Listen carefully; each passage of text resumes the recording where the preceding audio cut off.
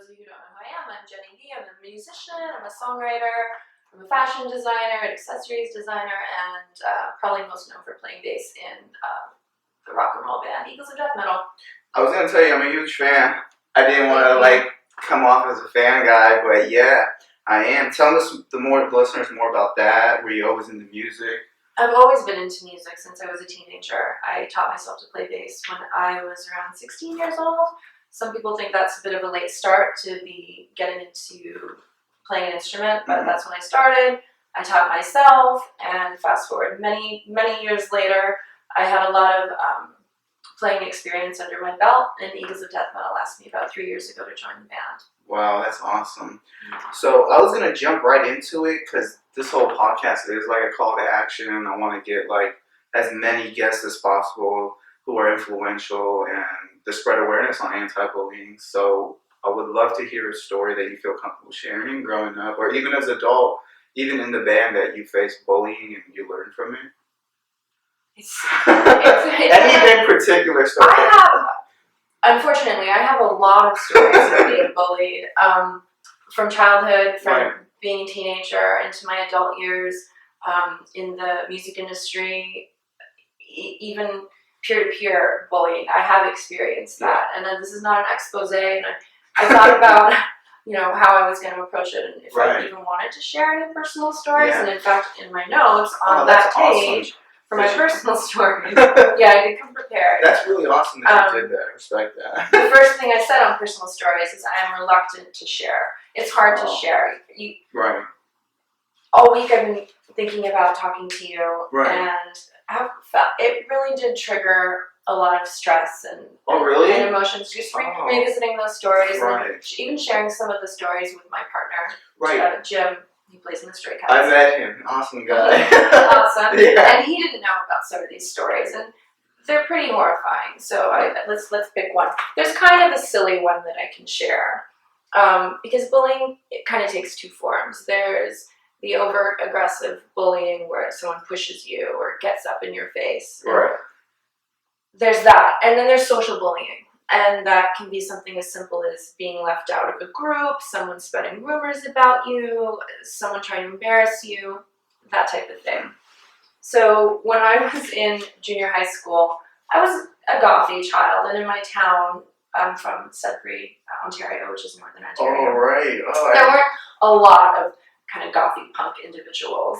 So the yearbook came out, and there was a photo of me in the Halloween section. But I wasn't wearing a costume. Oh, man. So is that bullying? Do you consider that bullying? No, for sure, because it's kind of almost kind of like an insult. Kind of like you just see the way they're going about it is trying to make fun of the scenario. Exactly, a group of people, and it's exactly what I imagined. I think I was maybe 12 years old, 7th or 8th grade. I can't really remember.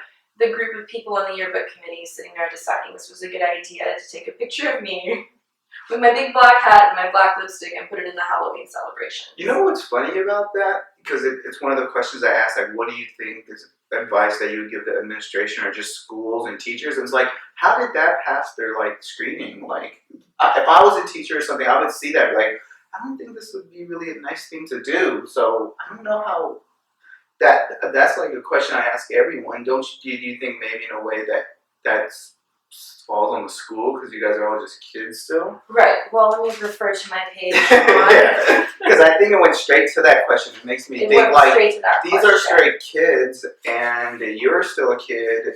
So to be in the yearbook, shouldn't there have been some adults at the school, teacher, that screened that part? Overseeing it. Exactly. And understanding that, okay, Jennifer dresses like this on a regular basis. This was not her Halloween costume. Right, exactly. Let's not go there. It could have slipped through the cracks, which is not an excuse, but here's what I wrote on my page: how can schools prevent bullying? Awesome. It seems to be a sticky subject for me because it's easy to want to put blame on someone. This is the teacher's fault. It should be the principal's responsibility. But I don't have faith in humanity in general, but let alone just to assume that a person in a position of power is equipped to handle a situation like that themselves. Maybe they were a bully. Right. This comes down to teaching kids' coping skills, and where does that start? Does it start at home? Does it start with the parents understanding how to impart, learning how to have empathy, teaching your child how to breathe through stressful situations? These things aren't taught in school, and they're rarely taught at home. Exactly. So I think we're all born with an intrinsic sense of empathy, but much like music or learning a language, it's something that has to be practiced and nurtured. So if we don't come from that kind of a place to begin with, we go into school and we talk about being bullied a lot, but the bullies themselves are also lacking something. Maybe it's a feeling of control. They've got a stressful situation at home. They don't feel good about themselves. Exactly. So to exert power and control over another somehow makes them feel better. Right, exactly. So it's kind of a cycle. It's like a Jungian philosophy archetype kind of a thing, where there's the bully role and the victim role, and they play into each other a lot. So when you look at it like that and you say, well, it's the principal's responsibility or the teacher's responsibility, where's their training in that type of approach to it? If that is the correct approach to handling the bullying epidemic that we're seeing in all walks of life, all age groups, everywhere. It's really everywhere. It's in our politics, it's in our schools, it's in our music industry. I don't know who to point the finger at. I like how you're looking at it. Like, as I got older, I started looking at things like that too, like how empathetic you're looking. You're looking at it in such like an awesome way, where it's like you still don't have hate for anyone. It's not anyone's fault. It's just a situation that's like everyone has to like not blame others. And I think empathy is a real powerful thing, because I started getting it a lot more as I got older. Like, what I mean by, I'm at this stage in my life where all the people I've ever hated or had an anger feeling for, it's just gone away. And now I'm more like, I don't even care. Like, hey, it's not even your fault. You didn't even know better. Or because I feel like that's why I think. And my next question is like about self-love.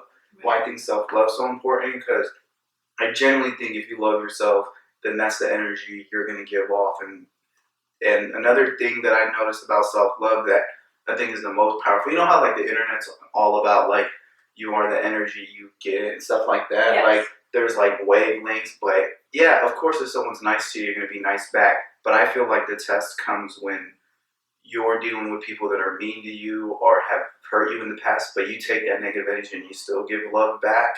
I think that's what's gonna make the world a better place, is if you get people who love themselves enough that even when they're getting negative people or people from their past that hurt them, they still are like, it doesn't matter, and they forgive them. I think that's the test.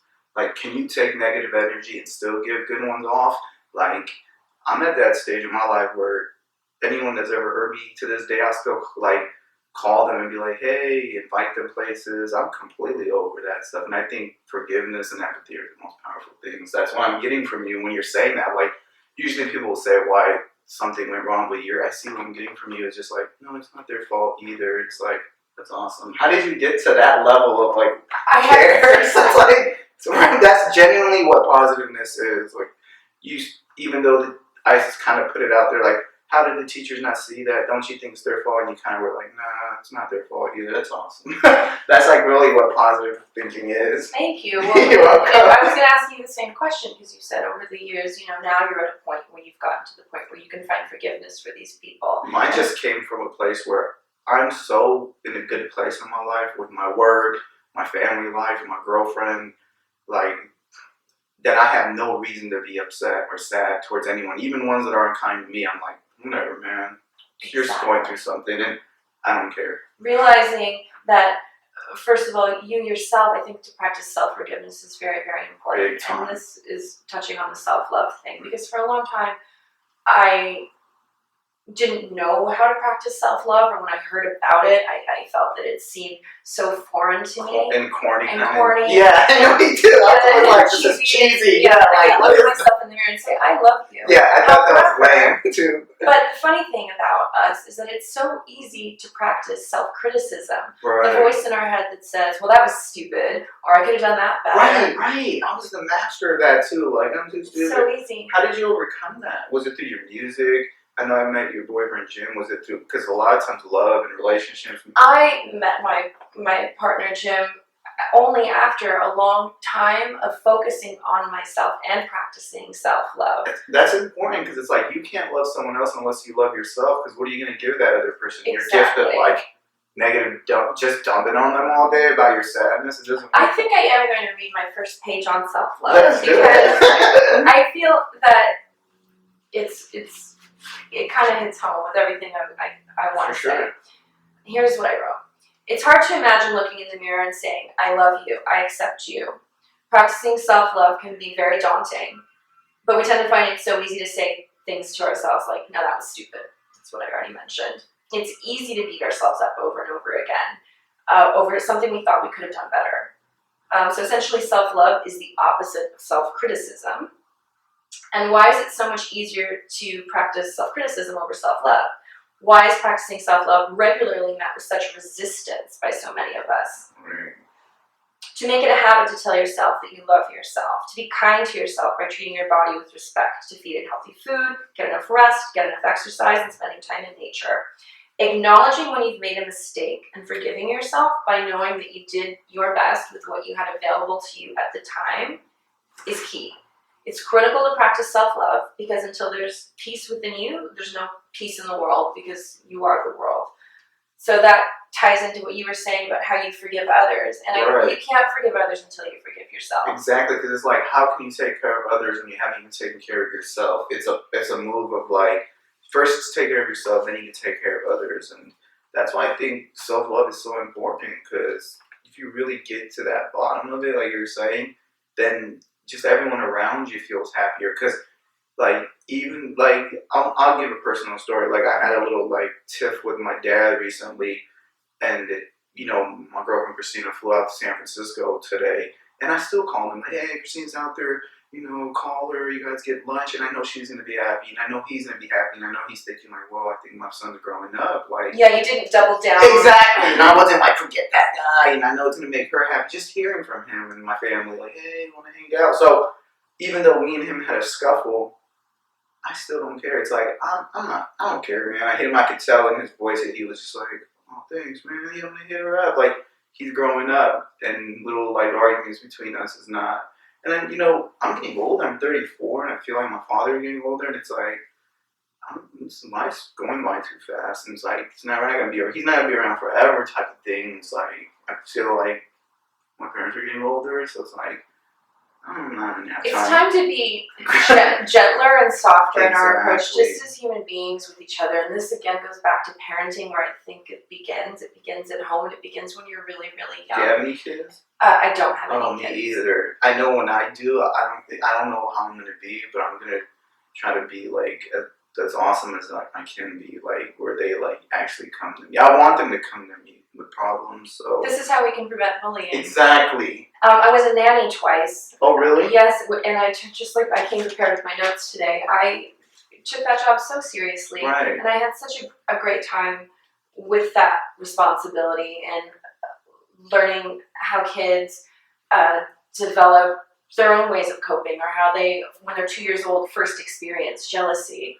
Oh yeah, that's like I saw this thing that was like the 13 things of mental strength that people that are mentally tough, and one of them is you don't get jealous about people's upcomings, or you don't like someone that has nice things around you. You don't get jealous or envious of them. You get happy, and it's like for real. It's like that's mental weakness when you. There's a great bit of advice that I got when I was 19 years old, and I was just Awesome. writing and recording my first material. And I remember I was living in England at the time, and seeing other bands and me and Melody Maker, and going, why aren't I in Melody Maker? And I had just started recording a demo. And my friend group at the time was a little bit older, and they were musicians too, and they told me, no one can take anything away from you. That's their path. This is your path. Stay in your lane. Stay in your lane. Exactly. That's There's so no powerful. competition whatsoever. Exactly. What's meant for you is meant for you, and do whatever, your realm of control, right? Do that. Yeah, exactly. If you can record a demo on a crappy old cassette player, which is what I did at the time, you do that. And that's what you can control, and you just get better at what you can do. Right. What they do has no impact on you. That's so true. It always stuck with me. So I've never felt in the music industry jealousy or competitive. by any means. And I'll tell you another secret. You said Sure. you're getting older. You're 34. I didn't join Eagles of Death Metal till I was 40. Oh my God, this is like hella like, but you looking This hella is great. groundbreaking. I know. Wow. So, just in practicing self-love and not beating yourself up, thinking there's some expiration date on you or your talent or what you have to offer or what you have to share. We're living in a world where youth is a commodity. But I think that those barriers are being broken because so many artists are growing, and artists like Nick Cave or Bob Dylan, just older artists who've got life experience that they didn't have when they were 25, now that they're 50, 60, 70 years old. And it's, I wouldn't say more valuable, but just as valuable as the perspective as a young person. So there's that as well. And I've learned, you know, and as a woman, and the pressures that we have on ourselves, you know, and the self-criticism that I think we all go through, but maybe it's more as a woman, you know, do I look good enough? Am I thin enough? All these things. It's So really competitive like that. it can be. So you have to learn to stay in your lane, focus on you, care for yourself, care for your body, and then, like you said, you have so much more to give others. Exactly. I do feel like that whole thing, like, people always use it like, this is life and these are the cards I was dealt and stuff, but I don't really think that that's like a really true statement, because if I looked at it like that, I wouldn't be sitting here with you, and I wouldn't be living the life that I wanted to live, because I would have been like, no, these are the cards I was dealt. And a lot of people, I think, for me to take the whole, like, I got bullied and I came from a very, like, less fortunate background where I didn't have all these things provided for me, I had to go get it, was an excuse a lot of people around me, and I still see today that they use. And it's like, no, because I'm sitting here, and I didn't use that as an excuse. And personally, I went through very dark times. Not dark like doing negative things,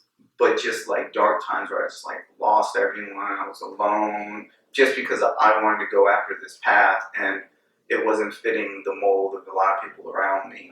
And it was like, sometimes to grow up and be a man, you have to like go away from everyone. So I think a lot of people don't want to do that, and it comes back to like getting out of your comfortable zone. Getting out of your comfort zone, exactly. Like, I moved out to LA like a year ago. Just came out here to just do all this, and now I'm like making it happen. I'm in like a loving relationship. Like, I used to have issues with my family. Now that's all being fixed, because it's like, now I fix myself so I can work on people around me. That's awesome. So it was like great work, and it is work. Yeah, it's like you have to, like, sometimes you have to go and get out of your comfort zone and like go. It's like, what's that saying? Like, growth comes through struggle. Is it like that? Yeah. It's a saying like that growth comes through struggle. I think that's really powerful. And now I'm really at this stage where, personally for me, I don't, no matter what happens to me around me, if someone says anything, I still look at them like, it's fine, man, whatever you're going through, because I'm in such a good place. And I think it's really hard to find that, like, getting to that place in your life where you're like really content. So I think it really is down to self-love. It is down to self-love and working on it even when it doesn't even feel right. Like, you don't even believe yourself when you're saying, I love you, to yourself. But you have to keep doing it. And the analogy that I like is to imagine watering a plant. You just water the plant regardless. Maybe not every time you go and water, you say, I love you, plant, and you're the best thing ever. And you're valuable, but you water it anyway. And then you see it grow and flourish, and it's exciting. Exactly. It's just like treating yourself that way. When it doesn't feel right, maybe I was taking those baths with the rose quartz and the rose petals and crying my way through it, but I was still making that time for myself to get through some hard times in my life. I came out to LA about 4 years ago. I left a really rough relationship, and I had a series of bad relationships, and I came here with nothing. Me like too. I said, I was 40 years old. Me too.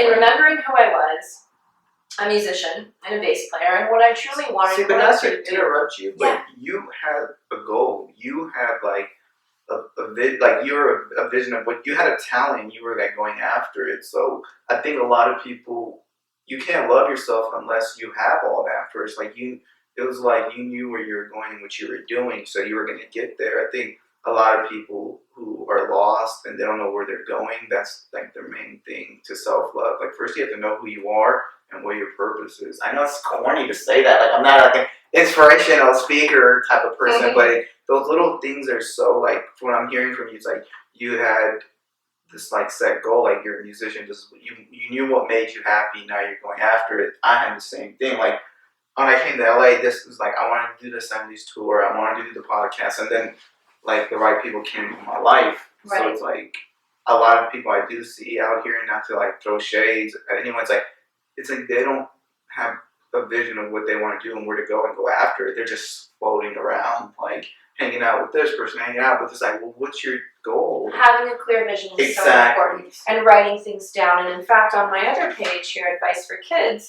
Yes, we'd love to hear that. The first thing, this was hard for me. How do you, give advice to kids who are being bullied? Right. But it's exactly like what the advice you would give to yourself or to your peers or to your friends or people you see, like you say, floating around, and maybe they have a talent, but you need to find something that you love. It doesn't matter what it is. And don't ever think that it's a pipe dream or it doesn't suit your parents' wishes or that'll never happen for me. Like, since I was 4 years old, I saw Michael Jackson and I was like, I want to be on a stage like that, and I want to bring that kind of joy to people in my life. See, so that's why the right people came around you and you're like finding happiness. Have a strong vision. Exactly, and it's hard for people to have that too, and a lot of people are just like floating around and just like not knowing exactly what to do, but they have right intentions. Or they do know, but they bury it so deep within themselves because they don't truly believe that it will ever manifest in their lives. Exactly. To touch back on that thing where you were like, a lot of people will get their like dreams, or they'll call the pipe dream. For the last 7 years, I've been hearing that all day. Like everyone's just like, come on, do this. But it was like my what I wanted to do. For pretty much what I'm saying is, you have to really want it and do something that you really want to do, whether it's music or whether it's something that, like, my thing was just like being like spreading awareness on anti-bullying through the 70s. It was like I wanted to do it because I wanted to do something that made a difference that mattered to me, and no matter family or whoever was just like, "Man, this is a pipe dream. Like, what's the point? You're not even making money." It was always like, "Well, I like what I'm doing because it's like makes me feel good that I'm spreading this good message that matters to me." So I think it has to be strong enough too, what your vision is, because if it's not, I don't think you're gonna last. Because you have to do it for a very long period. You have to stay persistent. Exactly. So like I mentioned, further on in my life, a big opportunity that came my way. I celebrate all my accomplishments. When I was 21 and I completed my first demo and I got my very first little press clipping, to me, that was just like winning a Grammy Award. So never forget to celebrate your accomplishments, even if they're small, but you have to stay persistent. Exactly. Just like you said, you can't give up.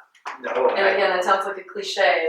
I hate to be sounding like this. They're true for a reason. Yeah, exactly. I have proof, and I have proof in my life how things changed when I changed. Right. And it didn't happen overnight. It doesn't happen overnight. No, you can't build a muscle overnight. You have to keep exercising that muscle, and then you get stronger. Exactly. Like, for example, it's like I've been doing this whole thing, this campaign and this brand for 7 years, and not within the last year that I moved to LA, everything's been getting to the next level. And it's like, I look at it as my last 7 years have got me to this moment. They got me to be my girlfriend. They got me to be here at this office. They got me to all these things. And all those things led to this moment. And it would have never led to that. And she's like the love of my life. Like, I'm not trying to sound corny or anything, but it's like, I love her. And it's like, we have like 2 little puppies. It's just like awesome. Yeah. And I would have never got to this point if I didn't, for the last 7 years, stayed on track for my vision and my goal and this cause. It would have never led me to hurt because I would have never been in LA. And so I feel like if you just stay persistent and whatever your vision is positive, the right people will come. Exactly. And any obstacles or challenges you faced in the past, they may have been painful, but even those things led you to where you are today. Very painful. Exactly. Where you are today. And I love hearing your story about your partner in your life and how happy you are, and your outer condition is only a reflection of your inner condition. Exactly. So you wouldn't have gotten there if you hadn't done the work on yourself and what you believed in first. And even when I met her, name's Christine, even when we met each other, I was still in an area where I needed a lot of self-improvement, and she was helping me. And for me personally to say this stuff is just not easy, because it's like, but I was always the type of person that, like, as soon as things got hard and someone told me not to do something that got too close to me, I would, like, just run from them or, like, put a match and burn the whole thing down and be like, forget this. Right. So it's hard for me to connect to people. Right. And then I met her and I thought, you know what? I love her so much, it's worth just like improving all the things she wants me to improve on, because you know what? She only wants the best for both of us. So I think I grew up a lot since I moved out here. So what do you think the difference was? I mean, you were saying before you met Christina that you didn't quite feel that way, or you pushed people away. I didn't think it was worth fighting for, and I didn't feel like, that's why I think, I know it's gonna sound so cheesy, but like, even like how John Lennon and Yoko Ono had that, like, all it is love.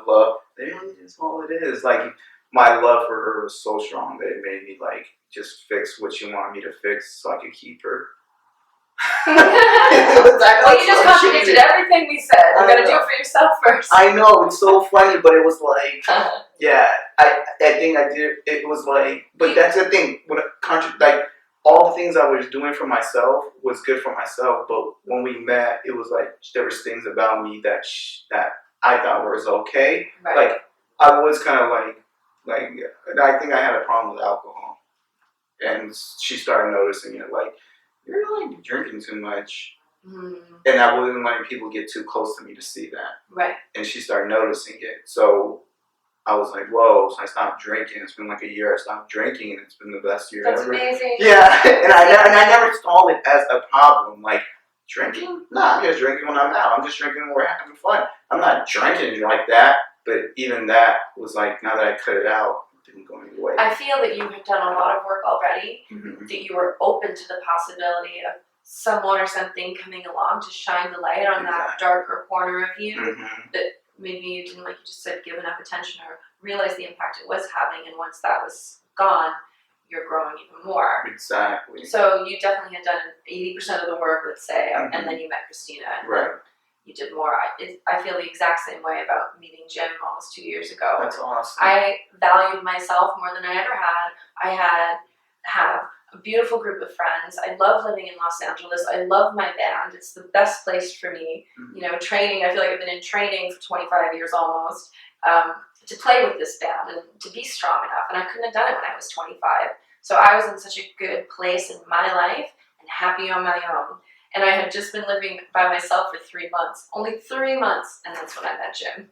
Oh, man, that's awesome. I know, it's like, that's that whole thing I was saying when I, like, that's what I know it's kind of looking like this turning into, like, a relationship podcast, but it's not. It's really about self-love. Yeah. And it's like, I love myself enough, but when I met her, it was like, she only made me better. So, I don't know how, I think, sometimes if you love someone enough, you'll change for them as well. That makes sense. Yeah, if you're ready to change. Right. I think it can be a really symbiotic relationship when two people come together and those changes occur. It's not because of the other person, it's because you're ready to change and they bring that out of you. Right. For sure. It's amazing. Thanks. You're welcome. I was going to ask you, so as this podcast is kind of coming to an end, I always leave everyone off with the last question, which is, what is your advice for someone that is going through a hard time, like loving themselves and they're depressed and they just feel low about themselves? What were some like experience, maybe some advice that you took when you were down and helped you come out of the ruts? I think it's really important to write down your feelings. There's all sorts of other steps you can take, or if you're being bullied, or if you're just feeling down in general, to tell someone, talk to someone. You always hear that a lot. But I think something powerful you can do at any moment is to grab a pen and paper. I really believe typing is fun, but there's something about ink on paper, like keeping a journal or a diary. You bring it come to, like, when you think of the word spelling, to spell something, what's a spell? What do we think of when we hear, you put a spell on me? Yeah, I think like that. That's where the word spelling came from. You can make magic, and in writing comes infinite possibilities. Once you get it out and onto paper, it's almost like you're purging yourself of those feelings. Right. You can chart your progress. You can go back to last week and reread things and go, I don't feel like that anymore. And it kind of also takes you outside of yourself. Super important to just write down how you're feeling.